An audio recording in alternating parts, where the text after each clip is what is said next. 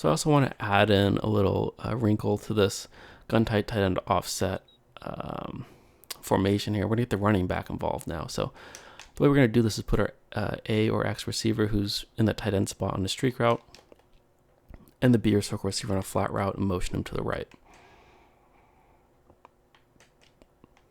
So this is how that's going to look.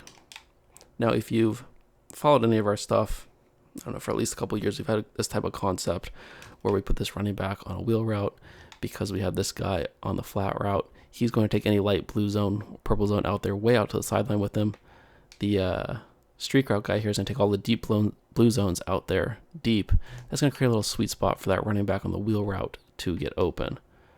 So let's run it through here, although this does look like it's man-to-man coverage, so that's not ideal. We are looking to do this against zone coverage.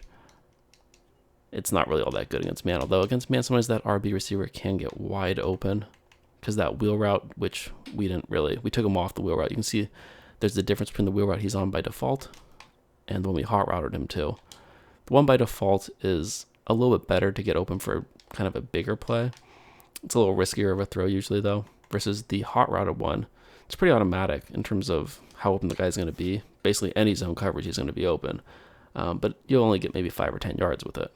So I'm going to leave him on this default wheel route where he kind of gets upfield a little faster. You can see there how he just torched his guy. I didn't throw it because I just didn't get it off fast enough. But on this particular wheel route, if I go to the replay, he just absolutely leaves this guy in the dust. He's wide open down the field. And it's going to be even better against a lot of those guys who they're going to use if they're in man-to-man defense, the guy covering the running back a lot. And so he's either going to have to just run all the way out there to defend the running back with his user, or he's going to ignore him, go after this wire triangle receiver on the corner route because he's so worried about that corner route beating everything that our RB receiver is just going to be absolutely wide open. But here's kind of what you want to look at in terms of against like a zone coverage, like a zone blitz, and that's where a play like this just absolutely thrives. He's not worried about the running back sneaking out, and we can get like 15, 20 yards really easily, sometimes more. The other key to this play is by default, this X or square receiver is on a drag route.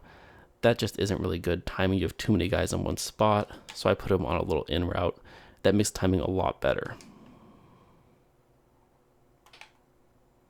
That was man-to-man coverage again.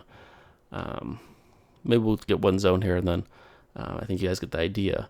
Basically put the A or X receiver on a streak route, B receiver on a flat route, and then motion him out to the right. It's important to motion him to really drag whatever light blue zone is over there all the way to the sideline. And then I like to put the X receiver on a little in route. And now we read the little zone or man. Doesn't matter. Our guy's wide open. That's a nice sneaky little play.